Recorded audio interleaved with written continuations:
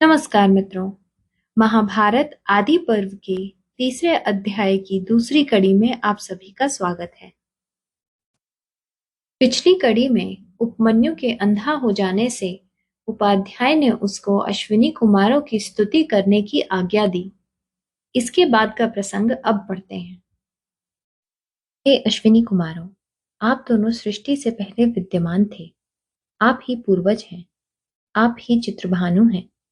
मैं वाणी और तप के द्वारा आपकी स्तुति करता हूँ, क्योंकि आप अनंत हैं, दिव्य स्वरूप हैं, सुंदर पंख वाले दो पक्षी की भांति सदा साथ रहने वाले हैं, रजोगुण शून्य तथा अभिमान से रहित हैं, संपूर्ण विश्व में आरोग्य का विस्तार करते हैं।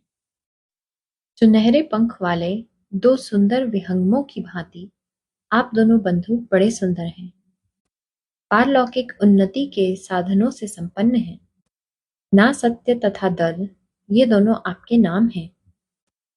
आपकी नासिका बड़ी सुंदर है। आप दोनों निश्चित रूप से विजय प्राप्त करने वाले हैं। आप ही विवस्वान सूर्य देव के सुपुत्र हैं, अतः स्वयं ही सूर्य रूप में स्थित हो दिन तथा रात्रि रूप काले तंतुओं से संवत्सर रूप वस्त्र बुनते रहते हैं और उस वस्त्र द्वारा वेग पूर्वक देवयान और पितृयान नामक सुंदर मार्गों को प्राप्त करते हैं। परमात्मा की काल शक्ति ने जीव रूपी पक्षी को अपना ग्रास बना रखा है। आप दोनों अश्विनी कुमार नामक जीवन मुक्त महापुरुषों ने ज्ञान देकर कैवल्य रूप महान सौभाग्य की प्राप्ति के लिए उस जीव को काल के बंधन से मुक्त किया है। माया के सहवासी अत्यंत अज्ञानी जीव जब तक राग आदि विषयों से आक्रांत हो अपनी इंद्रियों के समक्ष नतमस्तक रहते हैं, तब तक वे अपने आप को शरीर से आबद्ध ही मानते हैं। दिन एवं रात, ये मनोवांछित फल देने वाली 360 दुधारू गायें हैं। वे सब एक ही संवत्सर रूपी बछड़े को जन्म देती और उसको पुष्ट करती हैं। वह बछड़ा सबका उत्पादक और संहारक है। जिज्ञासु पुरुष उक्त बछड़े को निमित्त बनाकर उन गौओं से विभिन्न फल देने वाली शास्त्र विहित क्रियाएं दुहते रहते हैं। उन सब क्रियाओं का एक तत्वज्ञानी की इच्छा ही दोहनीय है। जिज्ञासु पुरुष उक्त बछड़े को निमित्त बनाकर उन गौओं से विभिन्न फल देने वाली शास्त्र विहित क्रियाएं दुहते रहते हैं। उन सब क्रियाओं का एक तत्व ज्ञान की इच्छा ही दोहनीय फल है। पूर्वोक्त गौओं को आप दोनों अश्विनी कुमार ही दुहते हैं। हे अश्विनी कुमारों, इस काल चक्र की एकमात्र संवत्सर ही नाभि है, जिस पर रात और दिन मिलकर 720 अरे टिके हुए हैं। वे सब 12 मास रूपी प्रधियों में जुड़े हुए हैं। अश्विनी कुमारों, यह अविनाशी एवं मायामय काल चक्र बिना नेमी के ही अनियत गति से घूमता तथा इहलोक और परलोक दोनों लोकों की प्रजाओं का विनाश करता रहता है। अश्विनी कुमारों, मेष आदि 12 राशियां जिसके 12 अरे, 6 ऋतुएं जिसकी 6 नाभियां हैं और संवत्सर जिसकी एक धुरी है, वह एकमात्र कालचक्र सब ओर चल रहा है। यही कर्म फल को धारण करने वाला आधार है। इसी में संपूर्ण कालाभिमानी देवता स्थित है। आप दोनों मुझे इस काल चक्र से मुक्त करें, क्योंकि मैं यहाँ जन्म आदि के दुख से अत्यंत कष्ट पा रहा हूँ। हे अश्विनी कुमारों, आप दोनों में सदाचार का बाहुल्य है। आप अपने सुयश से चंद्रमा, अमृत तथा जल की उज्ज्वलता को भी तिरस्कृत कर देते हैं। इस समय मेरु पर्वत को छोड़कर आप पृथ्वी पर सानंद विचर रहे हैं। आनंद और बल की वर्षा करने के लिए ही आप दोनों भाई दिन में प्रस्थान करते हैं। हे अश्विनी कुमारों, आप दोनों ही सृष्टि के प्रारंभ काल में पूर्वादि 10 दिशाओं को प्रकट करते उनका ज्ञान कराते हैं। उन दिशाओं के मस्तक अर्थात अंतरिक्ष लोक में रथ से यात्रा करने वाले तथा सबको समान रूप से प्रकाश देने वाले सूर्य देव का और आकाश आदि 5 भूतों का भी आप ही ज्ञान कराते हैं। उन दिशाओं में सूर्य का जाना देखकर ऋषि लोग भी उनका अनुसरण करते हैं तथा देवता और मनुष्य अपने अधिकार के अनुसार स्वर्ग या मृत्युलोक की भूमि का उपयोग करते हैं। हे अश्विनी कुमारों, आप अनेक रंग की वस्तुओं के सम्मिश्रण से सब प्रकार की औषधियां तैयार करते हैं जो संपूर्ण विश्व का पोषण करती हैं। वे प्रकाशमान औषधियां सदा आपका अनुसरण करती हुई आपके साथ ही विचरती हैं। देवता और मनुष्य आदि प्राणी अपने अधिकार के अनुसार स्वर्ग और मृत्युलोक की भूमि में रहकर उन औषधियों का सेवन करते हैं। अश्विनी कुमारों, आप ही दोनों नासत्य नाम से प्रसिद्ध हैं। मैं आपकी तथा आपने जो कमल की माला धारण कर रखी है उसकी पूजा करता हूँ। आप अमर होने के साथ ही सत्य का पोषण और विस्तार करने वाले हैं। आपके सहयोग के बिना देवता भी उस सनातन सत्य की प्राप्ति में समर्थ नहीं है। युवक माता पिता संतान उत्पत्ति के लिए पहले मुख से अन्न रूप गर्भ धारण करते हैं। तत्पश्चात पुरुषों में वीर रूप में और स्त्री में रजो रूप से प्रणित होकर वह अन्न जड़ शरीर बन जाता है। तत्पश्चात जन्म लेने वाला गर्भस्थ जीव उत्पन्न होते ही माता के स्तनों का दूध पीने लगता है। हे अश्विनी कुमारों, पूर्वोक्त रूप से संसार बंधन में बंधे हुए जीवों को आप तत्व ज्ञान देकर मुक्त करते हैं।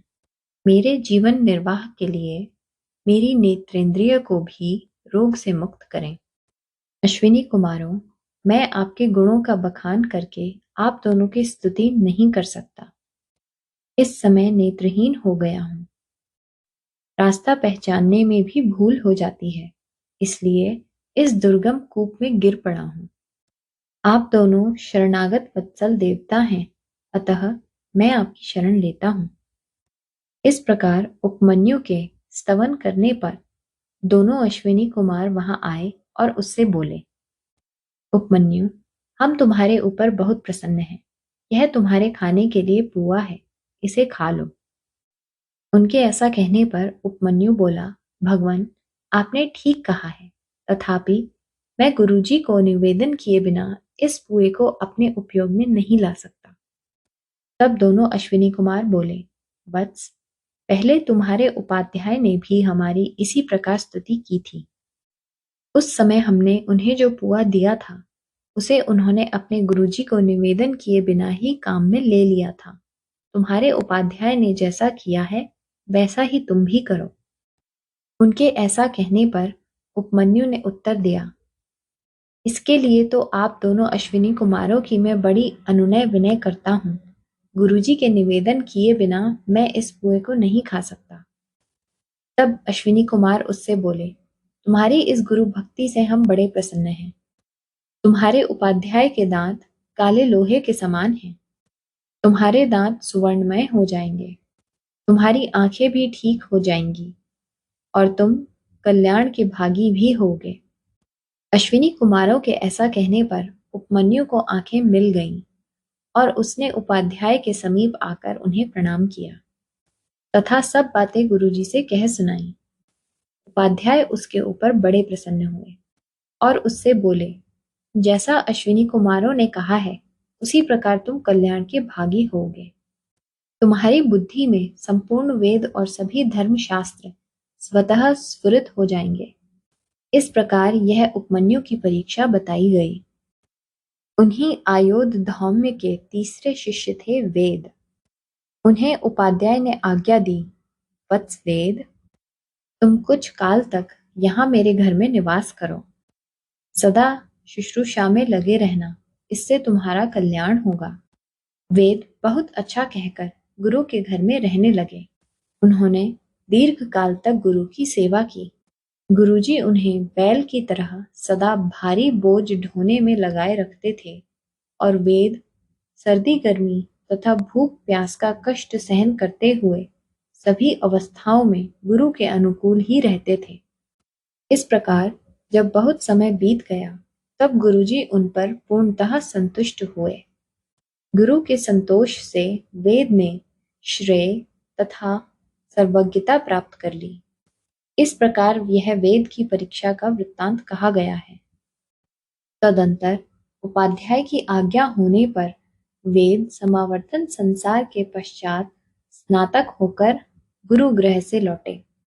घर आकर उन्होंने गृहस्थ आश्रम में प्रवेश किया।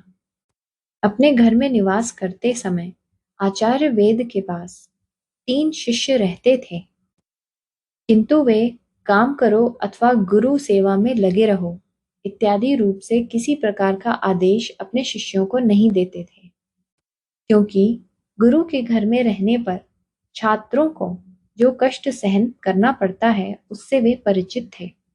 इसलिए उनके मन में अपने शिष्यों को क्लेशदायक कार्य में लगाने की कभी इच्छा नहीं होती थी। एक समय की बात है, ब्रह्मवेत्ता आचार्य वेद के पास आकर जन्मेजय और पौष्य नाम वाले 2 क्षत्रियों ने उनका वरण किया और उन्हें अपना उपाध्याय बना लिया। तदंतर एक दिन उपाध्याय वेद ने यजमान के कार्य से बाहर जाने के लिए उद्यत हो उत्तंक नाम वाले शिष्य को अग्निहोत्र आदि के कार्य में नियुक्त किया और कहा, वत्स उत्तंक, मेरे घर में मेरे बिना जिस किसी वस्तु की कमी हो जाए उसकी पूर्ति तुम कर देना, ऐसी मेरी इच्छा है। उत्तंक को ऐसा आदेश देकर आचार्य वेद बाहर चले गए। उत्तंक गुरु की आज्ञा पालन करते हुए सेवा परायण हो गुरु के घर में रहने लगे। वहां रहते समय उन्हें उपाध्याय के आश्रम में रहने वाली सब स्त्रियों ने मिलकर बुलाया और कहा, तुम्हारी गुरु पत्नी रजस्वला हुई हैं और उपाध्याय परदेश गए हैं। उनका यह ऋतुकाल जिस प्रकार निष्फल न हो वैसा करो। इसके लिए गुरु पत्नी बड़ी चिंता में पड़ी हैं। यह सुनकर उत्तंक ने उत्तर दिया, मैं स्त्रियों के कहने से यह न करने योग्य कर्म नहीं कर सकता। उपाध्याय ने मुझे ऐसी आज्ञा नहीं दी है कि तुम न करने योग्य कार्य भी कर डालना। इसके बाद कुछ काल बीतने पर उपाध्याय वेद परदेश से अपने घर लौट आए। आने पर उन्हें उत्तंक का सारा वृत्तांत मालूम हुआ। इससे वे बड़े प्रसन्न हुए और बोले, बेटा उत्तंक, तुम्हारा कौन सा प्रिय कार्य करूं? तुमने धर्म पूर्वक मेरी सेवा की है। इससे हम दोनों की एक दूसरे के प्रति प्रीति बहुत बढ़ गई है। अब मैं तुम्हें घर लौटने की आज्ञा देता हूँ। जाओ, तुम्हारी सभी कामनाएं पूर्ण होंगी। गुरु के ऐसा कहने पर उत्तंक बोले, भगवान, मैं आपका कौन सा प्रिय कार्य करूं? वृद्ध पुरुष कहते भी हैं, जो अधर्म पूर्वक अध्यापन या उपदेश करता है अथवा जो अधर्म पूर्वक प्रश्न या अध्ययन करता है, उन दोनों में से एक, गुरु अथवा शिष्य, मृत्यु एवं विद्वेष को प्राप्त होता है। अतः आपकी आज्ञा मिलने पर मैं अभीष्ट गुरु दक्षिणा भेंट करना चाहता हूँ। उत्तंक के ऐसा कहने पर उपाध्याय बोले, बेटा उत्तंक, तुम कुछ दिन और यहीं ठहरो। तदंतर किसी दिन उत्तंक ने फिर उपाध्याय से कहा, भगवान, आज्ञा दीजिए, मैं आपको कौन सी प्रिय वस्तु गुरु दक्षिणा के रूप में भेंट करूं? यह सुनकर उपाध्याय ने उनसे कहा, वत्स उत्तंक, तुम बार बार मुझसे कहते हो कि मैं क्या गुरु दक्षिणा भेंट करूं, अतः जाओ, घर के भीतर प्रवेश करके अपनी गुरु पत्नी से पूछ लो कि मैं क्या गुरु दक्षिणा भेंट करूं। वे जो बतावें वही वस्तु भेंट करो। उत्तंक के ऐसा कहने पर गुरु पत्नी उनसे बोली, वत्स, तुम राजा पौष्य के यहाँ उनकी क्षत्राणी पत्नी ने जो कुंडल पहन रखे हैं उन्हें मांग लाने के लिए जाओ और उन कुंडलों को शीघ्र ही ले आओ। आज के चौथे दिन पुण्यक व्रत होने वाला है। मैं उस दिन कानों में उन कुंडलों को पहनकर सुशोभित हो ब्राह्मणों को भोजन परोसना चाहती हूँ। अतः तुम मेरा यह मनोरथ पूर्ण करो, तुम्हारा कल्याण होगा, अन्यथा कल्याण की प्राप्ति कैसे संभव है। मित्रों, इस कड़ी को अब यहीं विराम देते हैं। आगे की कथा अगली कड़ी में सुनेंगे। धन्यवाद।